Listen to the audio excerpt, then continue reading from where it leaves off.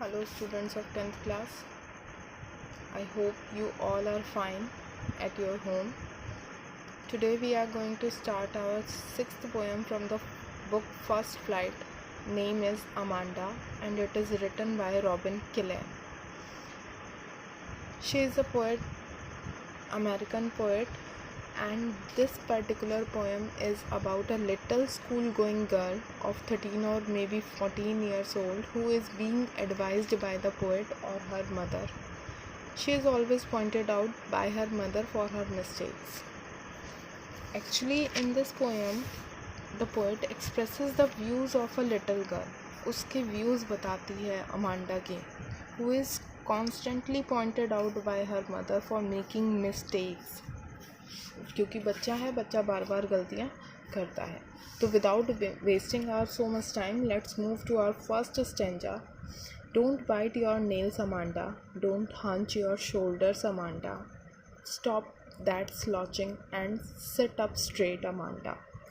Now, in first 4 lines, Amanda is asked not to bite her nails. अपने नाखून मत चबाओ, अपने कंधों को झुकाकर मत बैठो, उन्हें hunch मत करो, without bending बैठो, sit straight. Her mother wants her to sit in a right posture. There is a languid emerald sea where the sole inhabitant is me, a mermaid drifting blissfully. यहाँ पर जो है Amanda, यहाँ पर अब बच्चा है, बच्चे को डांटा जा रहा है, तो Amanda she imagine herself as a mermaid. She wants to be the only resident of the beautiful green sea. She imagines herself like a mermaid who is alone there and leads her life in a very relaxing way.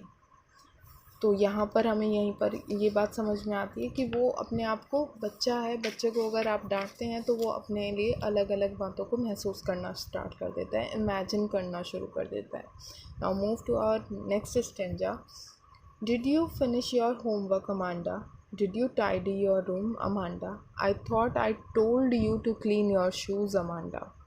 अब यहाँ पर again उसकी mother जो है वो उससे पूछ रही है, she is asked to do her homework or whether she has completed her homework or not. Then she asks her whether she has cleaned her room or not. And she is also asked to clean her shoes. यहाँ पर ये सारी बातें हमें समझ में आती हैं. इन द नेक्स्ट 4 लाइन्स अब अमांडा यहाँ पर खुद को इमेजिन कर रही है.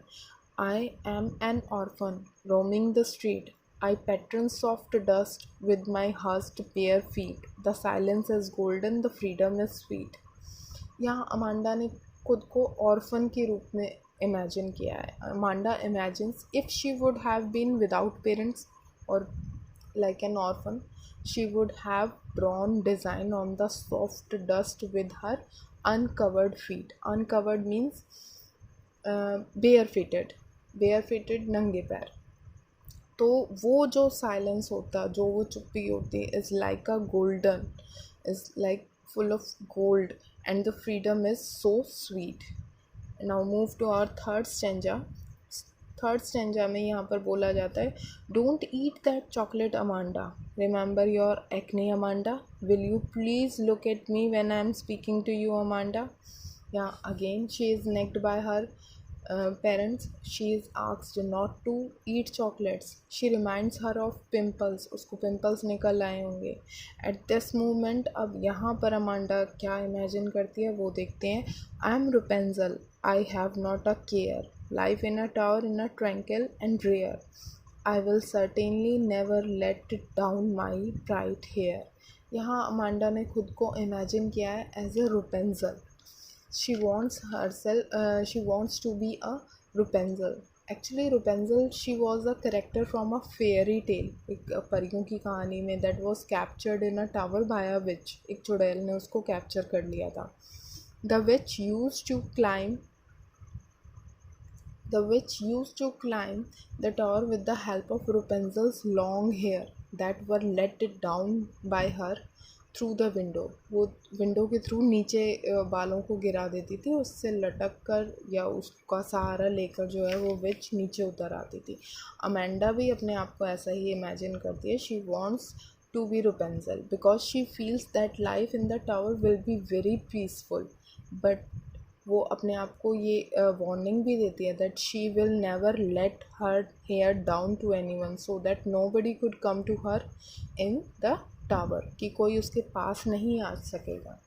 Now stop that sulking at once, Amanda. You are always so moody, Amanda. Anyone would think that I nagged at you, Amanda. अब यहाँ पर उसकी मदर जो है वो कहती हैं कि stop getting too much bad tempered, stop, you are always so moody. Amanda को ये सारी बातें बोली जाती हैं कि भाई तुम इतने चिड़चिड़ी हो गई हो, तुम हमेशा मूड में रहती हो. तो अमांडा को वो कहती है लास्ट लाइन में, anyone would think that I nagged at you. कोई भी ये सोचेगा कि मैं तुम्हारे साथ कितना ज़्यादा झगड़ा करती हूँ या कितना ज़्यादा डांटती हूँ. तो यहाँ पर हमें इस पोएम में पता चलता है the poet has drawn the readers attention. Poet एक ध्यान केंद्रित करना चाहती थी towards a condition of children, उन बच्चों की कंडीशंस की तरफ who are oppressed by their elders at the name of good behaviour, कि भाई अच्छा बिहेव करो तभी तुम्हें सब कुछ अच्छा अच्छा मिलेगा. तो वो सारी बातें हमें पोएट ने एक अलग ही अंदाज में इसमें in a different manner, in a different way she हमें बताना चाहती है. तो I hope you got the meaning of the video, of the poem and the video also, and thanks for watching the video. Thank you.